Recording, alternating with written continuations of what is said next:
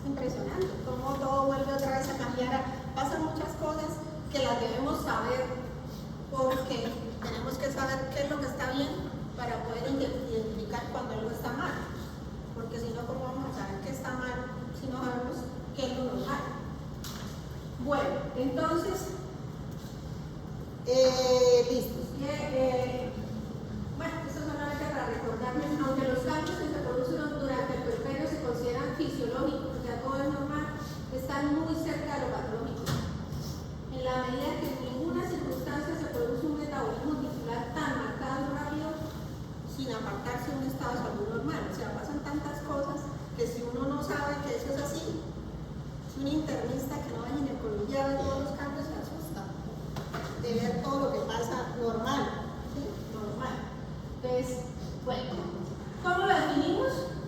Pues bueno, viene del latín puer, que significa niños, y parte dar a luz, ya es dar a luz un niño. ¿Y de dónde se mide? Pues desde que sale la placenta, o sea, desde que termina el parto, hasta que todo regresa a su estado anterior. No todo queda como el estado anterior, o sea, hay cositas que ya cambian, pero la mayoría de cosas regresan a su estado previo. ¿Cuánto dura desde el alumbramiento? Hasta 6 semanas. Más o menos dura el puerperio. 42 días, 6 semanas, lo que llaman las pacientes la dieta, con 6 semanas. Lo que nos demora el organismo en volver a su estado previo. Esto es muy importante en las etapas, porque hay una etapa inmediata que es la primera 24 horas, la llamamos puerperio inmediato. El inmediato es desde que ya pasaron las primeras 24 hasta la semana, o sea, 7 días. Y ya después de los 7 días hasta que se termina 42 días. ¿Por qué es importante esta clasificación? Porque hay cosas que se presentan en diferentes etapas, una mayoría es importante, sobre todo el inmediato. El puerperio inmediato es donde más riesgo hay de hemorragias, donde hay que vigilar a la paciente más estrechamente es en el puerperio inmediato. Ya en el inmediato, pues ya pueden pasar otras cositas, pero digamos que esa clasificación es importante, sobre todo por esos cambios inmediatos que son las hemorragias las más importantes en este primer periodo. Entonces, listo, inmediato, primeras 24 horas, ya cuando pasan, entonces hablamos de paciente puerperio inmediato, ya tardío cuando ya pasó una semana. Bueno, los ojos ven lo que la mente conoce. Lo que les decía. Si no sabemos lo normal, no vamos a darnos cuenta de lo normal. Esto se cumple para todos. Lo que nosotros no sabemos, no lo buscamos. O sea, lo que no tenemos idea en la cabeza, no lo vemos. Entonces, no lo vemos. Bueno, entonces, vamos a hablar de lo que va pasando con los principales órganos del embarazo. Entonces, el principal que es el útero. El útero en el embarazo, tan pronto nace el bebé, pues tan pronto salió del bebé, un útero más o menos pesa 1000 gramos. Más o menos, el primer día pesa 1000 gramos, ya la semanita está pesando 500 gramos y ya al mes ya está en 100 gramos. Entonces, una paciente que no ha tenido embarazos, más o menos el útero mide por ahí, pesa por ahí 70 gramos. 70, 80. Ya una mamita que ya ha tenido es más o menos queda pesando 100 gramos. Puede ser que no todo vuelve exactamente a su estado anterior, pero sí. Entonces, esto es importante, saber que esto va bajando así y que lo tengamos claro, porque a veces se puede presentar infecciones, que son las endometritis, y empieza así que el útero no baje de tamaño. Entonces, ustedes tienen claro cómo esta paciente tiene una semana y el útero todavía está muy grande. ¿Qué está pasando? Algo está mal, pero ustedes ya saben. Si no saben, dicen, pues está bien, el útero está mal. Entonces, por eso es importante tener claro cómo va a bajar. Entonces, cuando el bebé nació, el útero queda a nivel del ombligo. O sea, el primer día el útero no debe estar por acá, ni por allá, sino acá. Acá, a nivel del ombligo. ¿Cuándo de pronto se les ocurre a ustedes que el útero quede más grande? Cuando hay atonías, cuando son generales. ¿Qué más?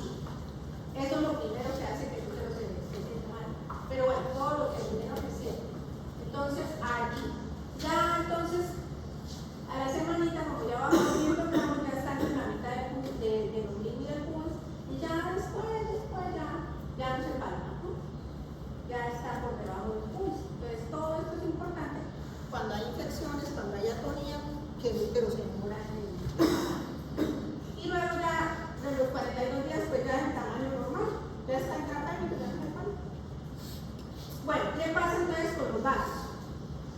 Cuando la mamita está embarazada, los vasos aumentan el calibre muchísimo, porque como el útero se agranda tanto, pues necesita más circulación y esos vasos se crecen.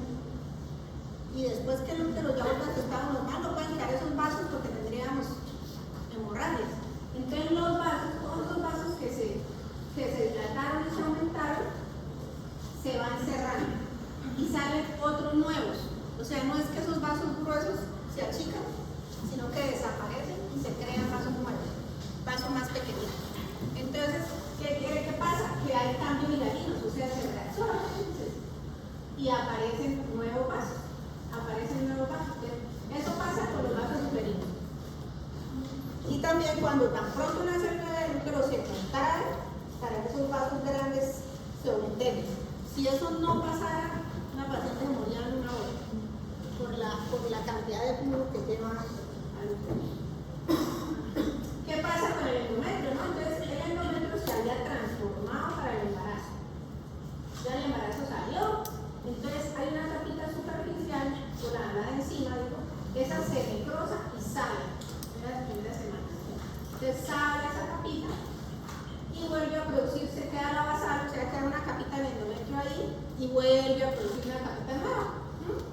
Entonces más o menos vea que al séptimo día ya el endometrio ya está formándose, ya el día 16 ya está otra vez el endometrio listo, pero hay una partecita donde eso no pasa, que era donde estaba la placenta. Entonces el endometrio se regenera en todas partes, pero donde estaba la placenta queda una cicatriz. Ahí la placenta estaba pegada, la placenta se desprende, quedan esos vasos y eso cicatriza como cicatriza una raspada, una caída. ¿Sí? O sea, tienen que formarse ahí fibrina, las plaquetas, no sé qué, se forma una costra, hasta que ese pedazo se cicatriza. Eso es importante, ahora les voy a decir por qué es importante. A ver, porque, el sitio de donde estaba la placenta, más o menos es como el tamaño de una manito, ¿no? Y después ya queda reducida a 3 a 4 centímetros, ya chiquitico. Entonces, cuando ya esa cicatriz ya se cerró, ese sitio se desprende esa cicatricita. ¿Y qué puede pasar? Que a veces el desprenderse esa costrica puede producir una hemorragia. Pero entonces, ¿ustedes qué creen que esa hemorragia en qué tiempo se produce? Dependiendo, o sea, de las etapas que les dije del puerperio. Entonces la paciente tuvo un bebé, le llega a urgencia, dice: yo tuve bebé hace una semana y empecé a sangrar. Entonces usted ya dice, debe ser el desprendimiento de la placenta. Si ahí había una cicatriz que estaba protegiendo, se desprendió, y entonces la paciente está sangrando, llega que está a urgencia, dice: está con hemorragia por parto, debe ser resto. Y entonces la negra, es un negrado. No sé si ustedes saben qué es un negrado, pero un negrado es hacer un raspadito de las paredes uterinas cuando hay un aborto, cuando hay una cosa. ¿Qué pasa si yo raspo la cicatriz? Sangra más. Entonces la paciente, en lugar de mejorar, me va a seguir sangrando. Entonces por eso todo eso es importante saberlo. Si es una hemorragia tardía, no se maneja con negrado porque es el sitio de infección placental. Bueno, pueden haber otras causas de hemorragia. La paciente puede estar con una infección, puede haber anatomía, puede haber un problema de coagulación. Pero hay que tener en cuenta la placenta, sitio de infección placental, que esa es una de las principales causas de hemorragia tardía. ¿Cómo son los loquios? ¿Qué son los loquios? Los loquios es el nombre que se le da al sangradito que se da después del parto. Entonces, mientras todo ese tejido de endometrio sale, todo ese sangradito sale, mientras el útero se contrae, va a haber un sangrado que puede durar los 40 días, ¿no? O sea, digo, eso puede durar 40 días, pero los 3 primeros días es sangrecita roja con coágulos. Luego ya es sangrecita como una rosadiza, luego ya tiene que ser cafecita y luego ya, esto es como 15 días y ya después tiene que ser de este color, porque eso ya son leucocitos, ya líquidos, ya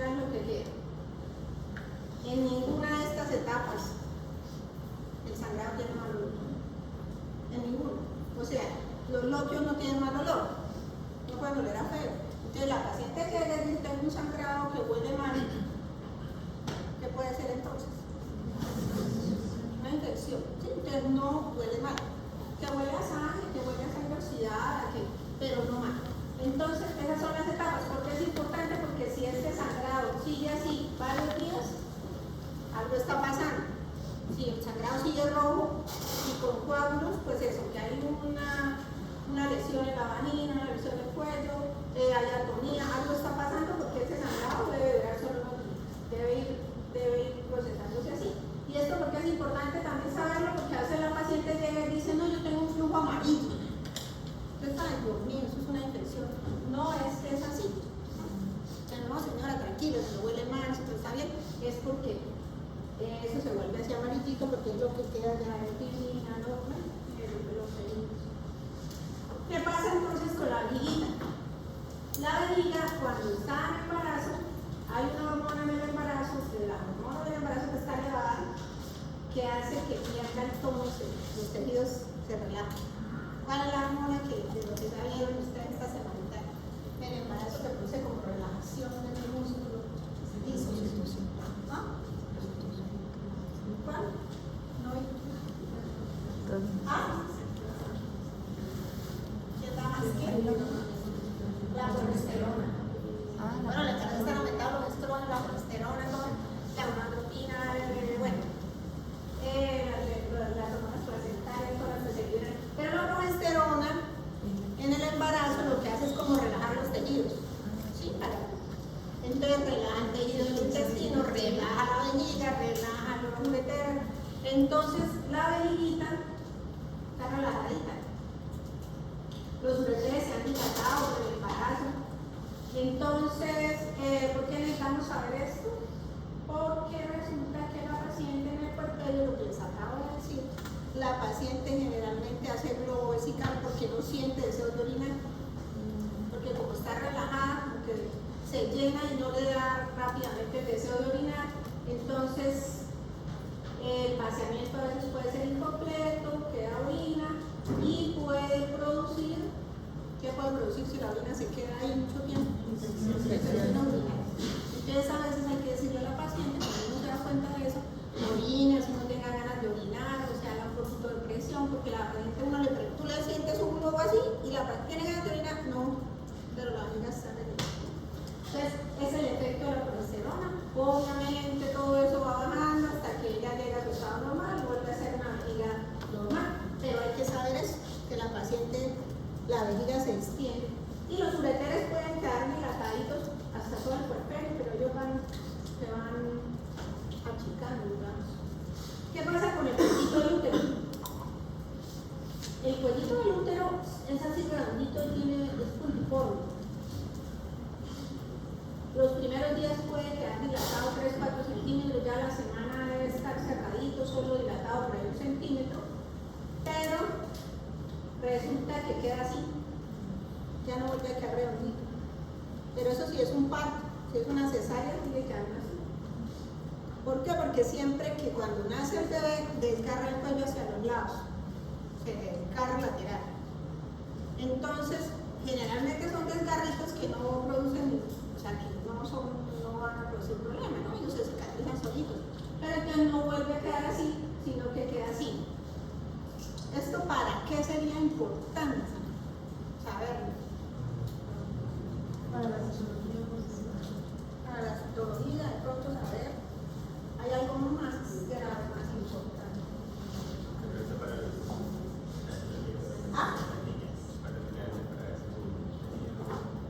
Claro, en medicina legal.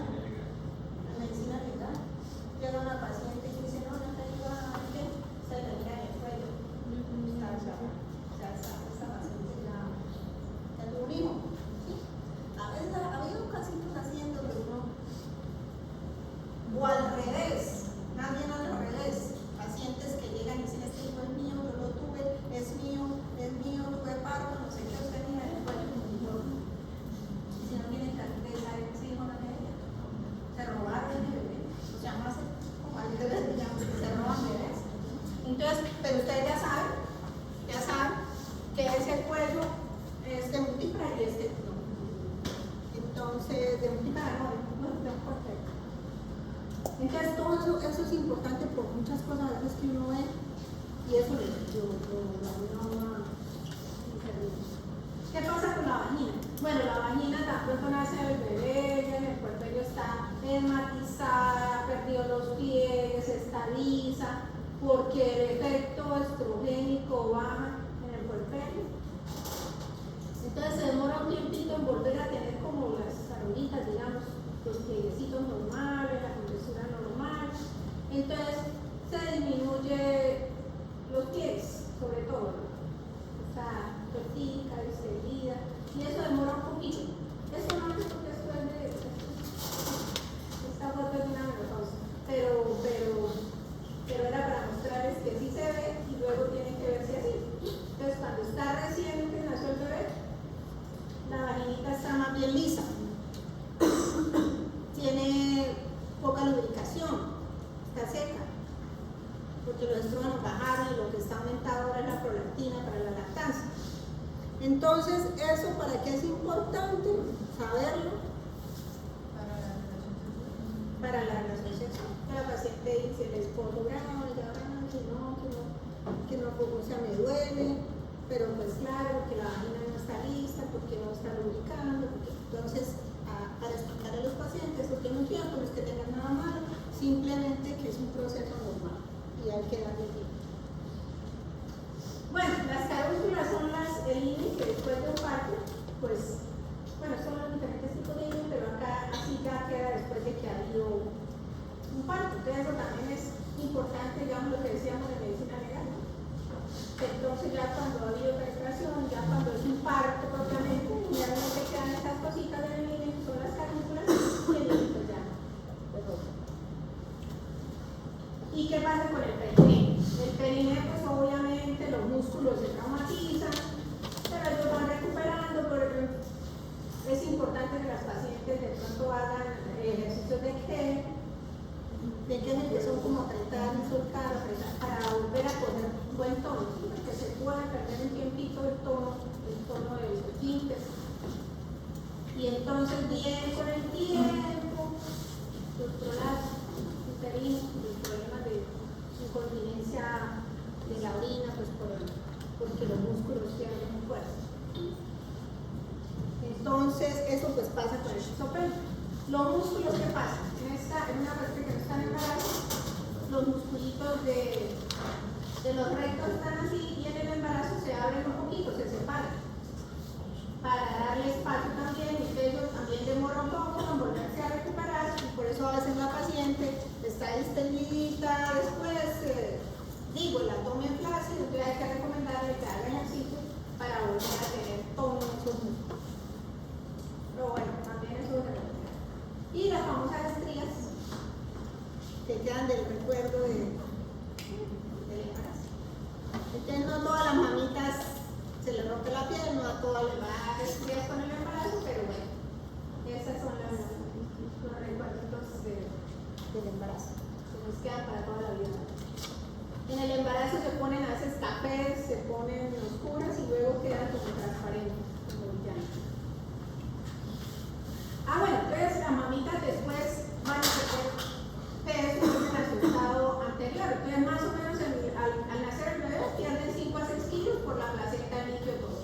Y luego en esa primera semana la mamá va a orinar muchísimo, puede orinar hasta 3000 cc diarios, sacando todo ese líquido que se retuvo en el embarazo, y pues también van a perder 2 a 3 kilos, van a sudar más, las mamitas en el primer día posparto a veces sudan muchísimo y van así a llegar a su estado original.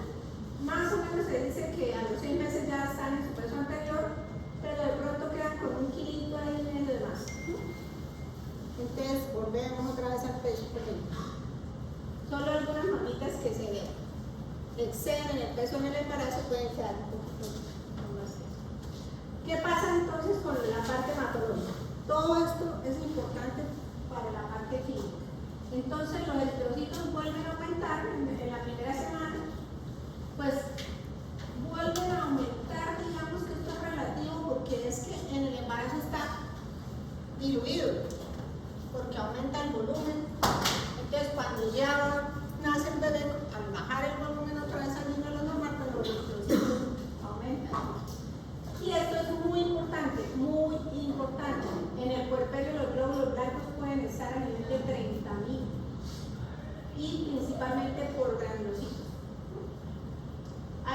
linfopenia hay y hay eosinopenia.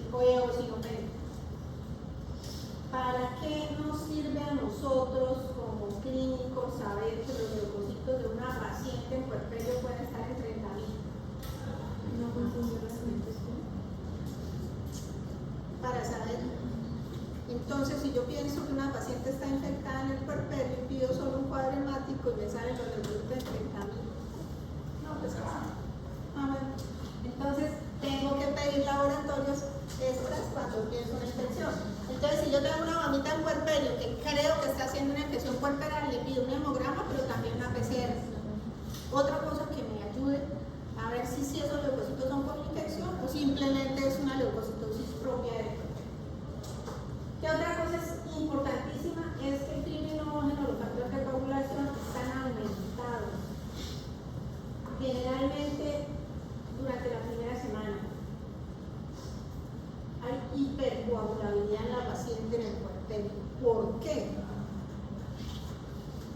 ¿Por qué pasa esto? O sea, ¿por qué el criminógeno, el factor 8, 7, 10, 11, 12 están aumentados? Como mecanismo de compensación. Claro, si el sistema de coagulación no estuviera aumentado, o sea, queda mal. O sea, todo lo que se hace en el embarazo, por ejemplo, ese aumento del edema, el líquido, todo es preparando la hemorragia, pues para preparar. Para cuando salga ese volumen, como tenemos volumen extra, pues no está. Y todo este sistema de coagulación aumentado para tapar rapidísimo, porque si no se nos moría. Entonces, eso es una respuesta normal para inhibir el sangrado. Lo que pasa es que se nos convierte ahora en un problema. Se nos ha convertido en un problema a medida que hemos evolucionado, digamos, en el tiempo. Por trombosis venosa profunda y embolia pulmonar. ¿Por qué? Porque nuestra vida ha cambiado. Resulta que antes las mujeres tenían los embarazos más temprano. Eran delgadas, ágiles, jóvenes. Ahora tenemos una vida que hacer primero y los embarazos se están teniendo a mayor edad. Entonces tenemos más riesgo de hacer trombosis. Las pacientes a veces por la misma vida nos ha llevado a ser más sedentarios, mayor riesgo de trombosis. La edad, la sedentariedad, el cigarrillo, el alcohol, bueno, todo lo que nos aumenta el riesgo de hacer trombosis, que lo vamos a hablar en la última charla. Bueno, entonces, eso pasa a nivel hematológico, entonces no se les olvide que los leucocitos están elevados, que no debe haber eosinófilos por ahí en el cuadro hemático y va a haber una linfopenia. Bueno, ¿qué pasa con el sistema cardiovascular? Pues obviamente que había una hipervolemia, lo que ya les dije, se pierde con la hemorragia, entonces el gasto cardíaco va a estar elevadito unos días, pero vuelve otra vez a su estado previo, la frecuencia cardíaca baja, la presión baja. Hay una disminución de la resistencia vascular, pero luego ya se va a volver a su estado previo. ¿Y qué pasa con el sistema endocrino? Entonces, lo que les decía, entonces en el embarazo los estrógenos y la progesterona están elevados. Cuando nace el bebé, caen para darle paso a la prolactina. ¿Saben cuál es o sea, como el trabajo de la prolactina? La leche. Entonces, van los estrógenos para darle paso a la prolactina. Entonces, en el puerperio la prolactina pasa a ser como más importante para la producción de leche, entonces el ciclo pues queda detenido, no hay ovulación, nada de eso, porque los estrógenos y el progestágeno están bajos. Pero la ovulación o que empiece el ciclo va a depender de la lactancia. Entonces, si una mamá no lacta adecuadamente, porque puede ser que como mínimo debe lactar 8 veces al día.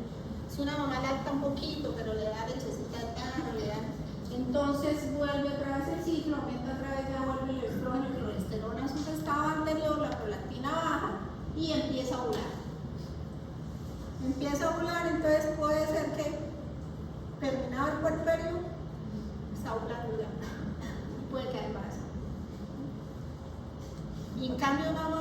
que el acta superficiosa, bueno, puede durar hasta 2 años en amenorrea. Pero si acta, o por lo menos 1 año, o por lo menos 6 meses. Antes recomendábamos la lactancia como método de planificación familiar, ahora no. ¿Por qué no? O sea, muy difícil la mamá que la acta, de verdad. Que la acta o que puede, porque hay mamás que quieren lactar y el trabajo y las otras cosas no dejan lactar.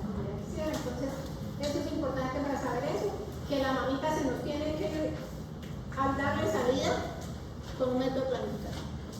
Ya no nos da chance de esperar. ¿Qué pasa con el sistema gastrointestinal? La acción relajadora de la progesterona sobre la musculatura lisa intestinal que nos produce entonces estreñimiento. Entonces la paciente en el puerperio puede tener estreñimiento. Puede la mayoría tiene estreñimiento. Entonces, ¿qué nos toca? Decirle muévanse, o sea, no se queden tanto tiempo acostadas, tomen bastante líquido, bastante fibra, porque es frecuente el estreñimiento. Entonces hay una patología secundaria al estreñimiento que es frecuente en las pacientes embarazadas y que es doloroso. A ver, ¿quién será? Así que es de cirugía general, de las hemorroides. La paciente en el puerperio puede tener hemorroides, que a veces son dolorosas, a veces se trombosan y a veces toca hasta hacer la cirugía por eso. Pero desde que la mamita tenga una buena dieta, buenas indicaciones, pues no. Pero sí es frecuente hemorroides en el puerperio. Y bueno, saberlo porque entonces la paciente nos dice, o sea, no he hecho deposición, entonces no, señora, tranquila, eso es normal, no pasa nada, ya va a empezar. Y entonces viene la segunda parte importante del puerperio, que es la lactancia. Y la adaptación de la mamá a ese nuevo rol. La verdad uno romantiza mucho esto, pero no es tan romántico. Es bonito y todo, pero a veces no para todas las mamás es tan fácil. O sea, estamos en un rol ahora nuestro tan pesado. Ya ustedes que están acá estudiando tienen unas ocupaciones, tienen una vida, y hacerla a la vez de mamá y seguir con sus ocupaciones es pesado. O sea, digo, es un rol que a veces es duro. O sea, no todas las mamitas están preparadas. Entonces hay que tener paciencia con estas mamás, hay que entenderlas, ¿sí? Porque uno dice, pero ¿cómo así que no quiere el bebé? Eso no es, pero es que, o sea, a veces hay razones familiares, no tienen una buena arreglo, no te desean. O sea, hay muchas cosas que nosotros como prestadores pues tenemos que apoyar, ¿no? Ayudarles a aceptar este nuevo rol que a veces están tan presionadas por la sociedad y por todo que no disfrutan bien ese periodo que es bonito, ¿no? La verdad es bonito, su bebé, lactar, o sea, eso es bonito, sí, sino que a veces tiene su ladito pesado. Entonces es muy importante el estado anímico de la mamá, también tenerlo en cuenta en el puerperio, o sea, mirar cómo está esa conexión con el bebé, si lo quiere, si lo lacta, para detectar a tiempo la paciente que nos va a hacer una depresión postparto. Hay unos días normales que se llaman melancolía postparto. Es normal que la paciente llore por todo, ¿sí? Se canse, entonces a veces llora, se desespera, pero es normal. O sea, es normal por la baja de los estrógenos. Entonces, por el cambio hormonal, las pacientes a veces lloran con una propaganda, o sea, con cualquier cosa. Pero es normal, ¿sí? Pero no debe durar mucho, o sea, unos días. Pero si ya la paciente ya sigue así, como con tristeza, con eso, pues ya nos toca pensar que es una depresión. Bueno, y la segunda rol súper importante, que es la lactancia materna, que es la segunda parte del puerperio, o sea, la parte importante. Entonces, la mamá se prepara para el parto, para la lactancia. Entonces, primero, esta es una mamita, vemos como en la areola, una paciente no embarazada. Cuando el embarazo está temprano y miren cómo aumenta la areola, se pone más oscura. en medicina legal, una paciente que dice, este hijo es mío, acabo de nacer, y si no tiene estos casos, no es. Entonces, esto es lo que normalmente va pasando en el embarazo, hasta que al final del embarazo el pezón es más grande, la areola es más grande y más oscura. ¿Cuáles son las etapas de la producción de leche? Primero, pues la mamogénesis, que es preparando las glándulas, preparando la producción de leche, y la galactopoiesis, que es ya donde la prolactina, la oxitocina, más que todo tiene que ver la salida de la leche. Entonces el semito pues tiene sus asinos, tiene sus conductos, que miren cómo se aumentan de la no lactante a la lactante y empieza la producción de lechecita. Por el ciclo acá también tiene mucho que ver pues también la prolactina, la oxitocina, el estímulo del bebé. Entonces miren lo oscuro que se puede poner un pezón, lo grande que puede ser la areola en la mamita que está lactando, y miren estas pelitas, esto que se ve acá, aumenta muchísimo el flujo vascular para los senos, o sea, aumentan los vasos para llevarle más líquido a la mamá. Entonces podemos ver también estos vasos que aumentan en la y estos son corpúsculos de Montgomery que aparecen también en el areola con la lactancia. Entonces la lactancia tiene su ciclo en donde la prolactina se produzca leche, pero la oxitocina también, y la oxitocina se produce con el estímulo del bebé y eso hace que se produzca la lechecita. Entonces quiere decir que si la mamá quiere ser buena productora de leche, tiene que poner al bebé a succionar. Y entre más temprano se ponga el bebé a succionar, tan pronto nace, más va a ser la producción de leche. ¿Qué otra función en el puerperio tendrá la oxitocina aparte de producir la leche? Se contrae, ¿cierto? La oxitocina nos ayuda a contraer el útero, es la hormona que nos ayuda a contraer el útero. Entonces, si yo estoy lactando un bebé, ¿qué también puedo sentir cuando estoy lactando? Cólicos. Ese tiene un nombre que se llama entuercos. De toda la vida, los entuercos. De la bonita iglesia está con entuercos. Los entuercos es el nombre que se le da a ese dolor, a ese cólico que da generalmente los 3 primeros días. Entre más bebés tiene una mamá, más cólico le dan, más entuercos. Porque el útero es más grande, se contrae. Entonces es normal. Entonces la mamita se les pregunta, doctor, imagínense que yo le doy un cenito al bebé y me duele. Sí, señora, porque está produciendo oxitocina, la oxitocina te está ayudando a contraer el útero. Eso es todo está fríamente calculado. Entonces, ¿qué quiere decir? Que la paciente que no lacta va a tener más problemas para que el útero llegue a su estado normal y más sangrado. Entonces, las etapas, la leche tiene 3 etapas, que es la primera, que es el calostro, que es casi color transparente, o a veces es transparente y verdosito. Luego ya la leche de transición, que es como blanquita, sudosa, y luego ya la leche madura. Entonces, el calostro es la primera leche, y a veces la mamá dice, no, es que no me sale leche, me está saliendo es un agua. No, señora, esa leche, lo que pasa es que no tiene el color todavía, la grasa, ¿sí? Esa es la leche que más vitaminas, proteínas, inmunoglobulinas tiene, el calostro. Entonces es la leche más importante. Tiene inmunoglobulina que pasa al intestino del bebé y lo protege contra las diarreas, o sea, le da la protección intestinal. Tiene también pues para proteger las infecciones respiratorias. Y las inmunoglobulinas que la mamá ya tiene por su vida, se la está pasando por la leche del bebé, que no tiene la leche tal. Después de la Segunda Guerra Mundial, y bueno, llegó la moda, no sé por qué llegó la moda en ese tiempo, por ahí estamos hablando de los años 60, la moda de la leche de tarro, de la mamá no lactaban, porque eso era la moda, o sea, no, yo no lacto, yo doy leche de tarro. Era la propaganda, la leche de tarro, todas las mamás que la leche tiene, la leche no sé qué, daban leche de tarro. Y entonces eso era visto como maluco que tú estuvieras lactando, o sea, lactando, no, yo tengo leche de tarro. Entonces luego se comenzó a popularizar y la gente de alto recurso eran las que usaban la leche de tarro. Luego ya comenzó a hacer la clase media y la clase baja a usar leche de tarro porque eso era lo bien, o sea. Pues ¿qué pasó?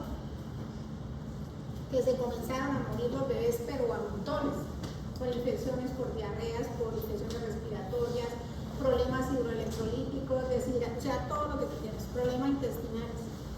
Entonces la OMS tuvo que decir, oh, es por la leche. Y empezar a hacer propaganda, la leche materna, y comenzar a acabar con todas esas leches. Antes en los hospitales uno iba al hospital y eso le daban muestras de todas las leches, eso era leche materna maternizada. Ahora ya eso está prohibido, ya eso se maneja diferente, porque ya se supo que la leche materna es lo mejor y que tienen que. Entonces hay los hospitales amigos de la lactancia, se promueve la lactancia por todo lo que se aprendió, que es lo más importante para el bebé, la leche. Bueno, entonces, esto para decirles que, por ejemplo, después que esta leche no tiene ese colorcito, pero es que después que ya vienen las grasas, le dan el color, esta ya es más grasosita, esta dura como 3 días, luego ya empieza esta, una semanita, y luego ya la más espesita, la más amarilla, y la producción al tercer día puede ser ya casi de 600 cc diarios, o sea, le produce bastante leche, pero los primeros días no. Entonces el calostro, lo que les decía, vamos más o menos de primero al cuarto día, es transparente, tiene muchas proteínas y lo más importante, la hemoglobina, la lactoferrina, que son los que van a producir protección. Ya la transición, ya las primeras 2 semanas, miren cómo es de blanquita, y se produce más o menos esta cantidad, hasta 200 al día. Y luego ya pasa la tercera lechecita, que es la madura, que es esta con más grasita. Entonces tiene carbohidratos, lactosa, líquidos, todo lo que se necesita para el bebé. ¿Qué no tiene? Es lo único que no encontramos en la leche, la vitamina K. Lo único. Entonces, ¿qué pasa si no hay vitamina K? ¿Qué toca hacer cuando un bebé nace? Toca ponérsela, es lo único que toca ponerle, porque no tiene la leche, el resto todo lo tiene la leche. Y vitamina D como poquita, por eso necesitan también solecito. Ahorita los pediatras no recomiendan tanto el sol como antes porque se queman, porque se deshidratan, pero el solecito toca. Eso ahí, como está en el sol, pues el bebé no viene a la leche. Y los demás minerales todos, pues todos los que trae eso, ¿para qué? Para el desarrollo cerebral es muy importante, o sea, la lactancia también hace niños inteligentes, ¿no? Para la madre, pues la unión, ¿no? Con su bebé, hace que el útero se contraiga por la oxitocina, que baje de peso, la mamá que lacta baja más rápido de peso, y también pues como prevención de ese mano de hogar, ¿no? También se ha visto que las mamás que lactan tienen menos riesgo de enfermedad. Y en el bebé, pues imagínense el sistema inmunitario, disminuye las enfermedades que ya dijimos, la platita también, la boquita mejora, todo eso, las caries, el desarrollo físico, ¿no? Entonces, mejor dicho, no vamos a recomendar leches que no sea la leche materna, a no ser que sea una cosa ya pues, de necesidad extrema. ¿Cuándo está contraindicado? Entonces, si la mamá está consumiendo sustancias psicoactivas, pues no, porque le pasan al bebé. Si tiene VIH o tuberculosis activa que no tenga tratamiento. Entonces, hasta ahora sería esa la más importante, y las mujeres consumidoras, y pues los que están tomando neoclásicos han recibido radiación, están con mucha demanda, ¿no? Porque sí pasa. Entonces, esas son como las absolutas. Entonces,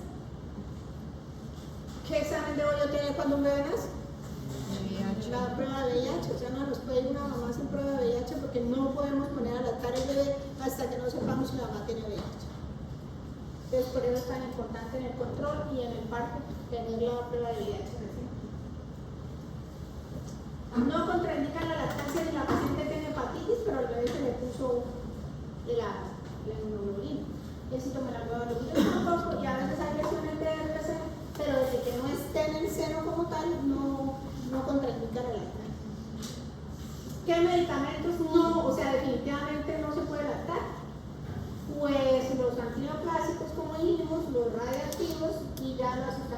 reproductivas. Cuando la mamita está lactando hay que, o sea, si tenemos una pacientita que tiene alguna infección o algo, tratamos de dar medicamentos de vida corta, no tan largos, porque el que tiene vida media larga tiene más probabilidades de salir por la lechecita. Pero realmente prácticamente que no hay problema. Ahora, entonces es muy importante en el puerperio saber las principales complicaciones que podemos tener para estar atentos.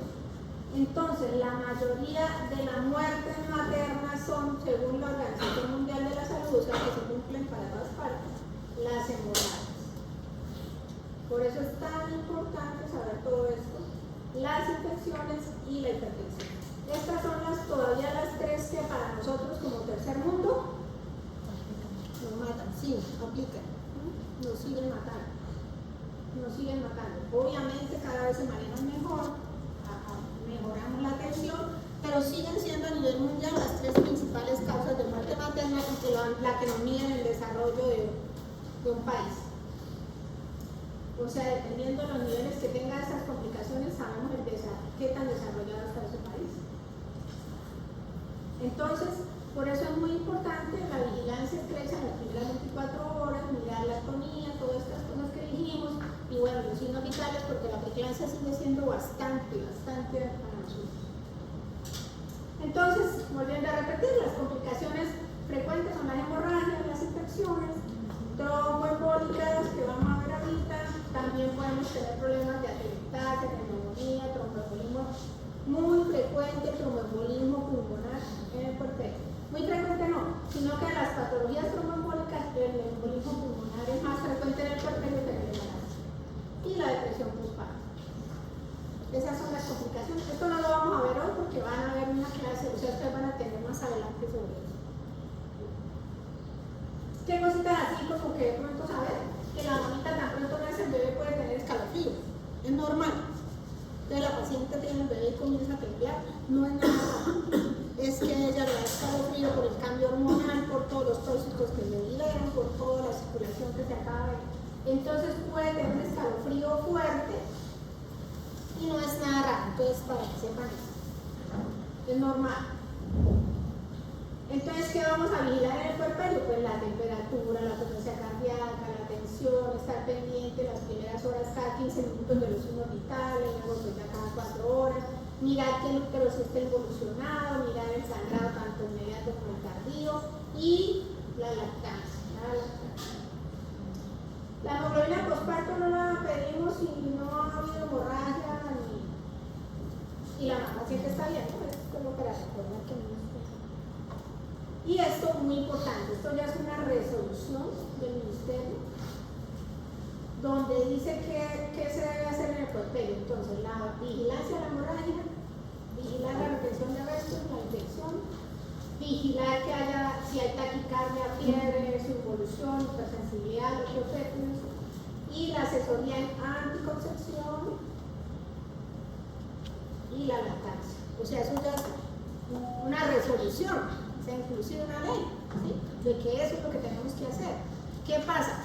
Que pasa algo con la paciente, que se fue sin método de planificar, entonces vienen y buscan al doctor, pero ¿qué pasó? O sea, sí, usted sabe que esto es una resolución, la paciente tenía que irse con método de planificación.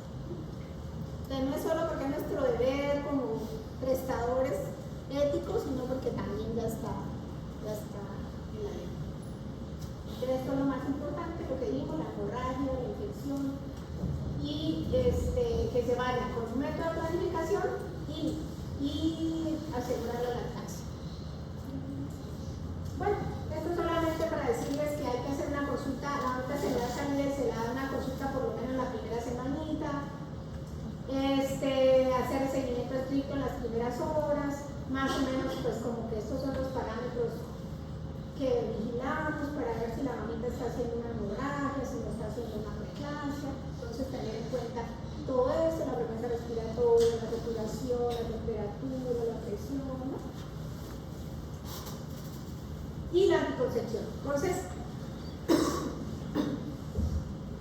es muy importante tener en cuenta que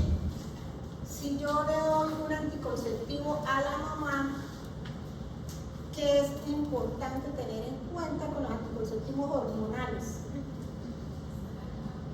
¿Ah? Que no van a secar la leche, ¿sí? Que no me vayan a secar la leche. Entonces ustedes ya vieron que la prolactina está por encima. Si yo le doy estrógenos, bajo la producción de leche, porque eso me baja la producción de leche. Entonces, la mamita en el puerperio no me va a ir con ningún método de planificar hormonal ni conjugado que tenga estrógenos y progestágenos, sino solo progestágenos. Si yo quiero un método hormonal. ¿Ustedes cuáles tengo? El dispositivo, que no tiene nada hormonal. El DIU, liberador de hormonas, pero locales, o sea, como el Mirena, como esos que vienen locales. O un implante subdérmico, que son de solo progesterona. La inyección trimestral, que es de solo progestágeno, la de Corrovera, de Cotril, que llaman. O pues si se quiere ya mandar a operar, pues también la cirugía de la mamá o del papá, bueno, entonces, esos son los que podemos recomendar con tranquilidad, que no va a afectar la lactancia. Y bueno, ¿qué órdenes tenemos en cuenta para cuando ustedes ya estén allá en la hospitalización? Tener en cuenta si tiene todo eso, la hidratación, el manejo del dolor es muy importante, sobre todo cuando es cesárea, pues parto menos dolorosito, pero la cesárea sí hay que tener más analgesia, vigilar el sangrado, la lactancia. Lo que ya dijimos, los laboratorios básicos y elementales, el VIH para lactar, el BDR, ¿por qué es importante? Esto es la serología para sífilis. ¿Por qué es importante aquí en el puerperio saber si la mamita tiene sífilis o no? Porque hay tantas enfermedades, pero ¿por qué la sífilis? El riesgo de sífilis congénita, porque hay que manejar de uno el recién nacido, ¿no? Es más, o sea, sí por la mamá, pero más por el bebé. Y la clasificación, Para que no haya retroceso la incompatibilidad con el bebé, y obviamente también porque nace la hemorragia posparto. El control de signos vitales, que la mamita se levante rapidito por lo que ya dijimos, porque las piernas, porque el colon, porque la vejiga, porque... Y en esa primera levantada después de un parto, de una cesárea, la paciente debe estar acompañada, porque se nos cae. Le dan la lipotimia, me ha pasado varias veces, la mamá no hizo, pum, se cayó, porque la tensión y la frecuencia cardíaca todavía no está bien. Bueno, entonces, ¿qué tenemos en cuenta? Vigilamos los lóculos, que no tengan mal olor, los espuertos, que es el olor, la retención urinaria, que es el globo, y el estreñimiento. O sea, por eso todo lo que vimos anterior, para explicarnos que todo esto puede pasar, que eso hay que estar pendiente y saberlo.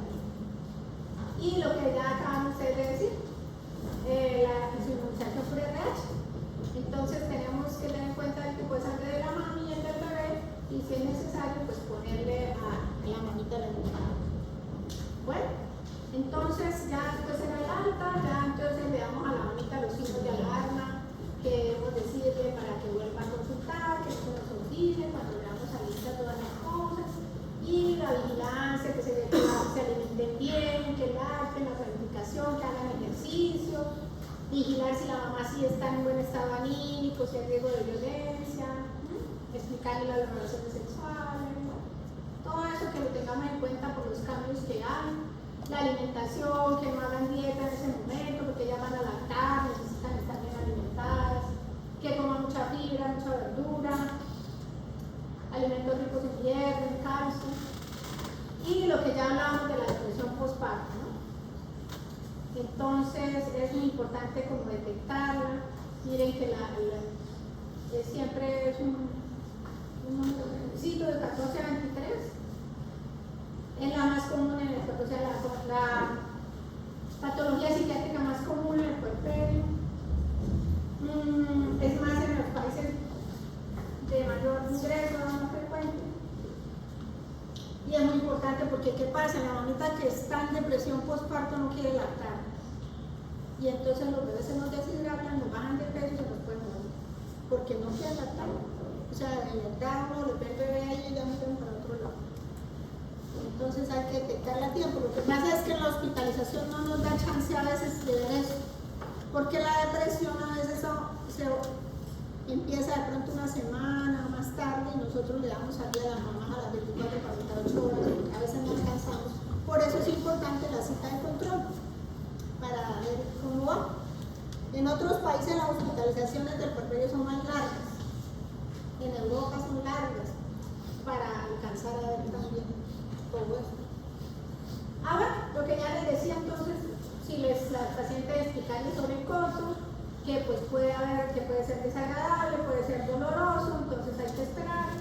Y de pronto, como la mamita está en hipoestrogénica, recomendarles de pronto una inyección de estrógenos o un lubricante para que no sienta dolor, no se sienta incómoda, y explicarle que eso es normal. Y los ejercicios, la mamá dice cuándo puedo hacer ejercicio, si es un parto hágale, ¿sí? O sea, pueden hacer ejercicios normales, los de Hegel para coger buen tono. De pronto en la cesárea sí hay que tener un poquito de cuidado para hacer ejercicios abdominales, porque pues hasta que la fascia no esté bien cicatrizada no se puede hacer abdominal, pero sí que hagan ejercicio, que no se queden quietos. Bueno, creo que eso era todo lo que tenía para decirles hoy. Entonces, así es la cosa. No sé si tienen alguna pregunta de lo que hablábamos. Estas cositas también las vamos a ver en la clínica, van a ver lo que vimos acá de las pacientes. Cuando hay, o sea, ¿se acuerda que dijo que había un desprendimiento de placenta y que luego quedaba como una cicatriz y que podía tener una hemorragia cardíaca? Si llegaba una paciente con hemorragia cardíaca, ¿qué podemos hacer? A ver, llegó una paciente consagrada, oxitocina, ¿me entendí? O sea, porque es una cicatriz que está sangrando y que es que me ayuda a contraer. Claro, si estamos en un centro de nivel donde hay ecografías, hay una ecografía para ver si la causa del sangrado es que haya restos. Sí, porque pronto puede ser restos, aunque ya como está tardía, muy probablemente no. Y un hemograma, porque qué tal que tenga un problema de trombocitopenia, pero entonces la recomendación es no, como antes, hace años, hemorragia cardíaca le graba urgente. No, estoy raspando una cicatriz sin sangre más. Pero sí podemos buscar un terotónico, o sea, mejorar el tono, manejarlo es como terotónico. Bueno, entonces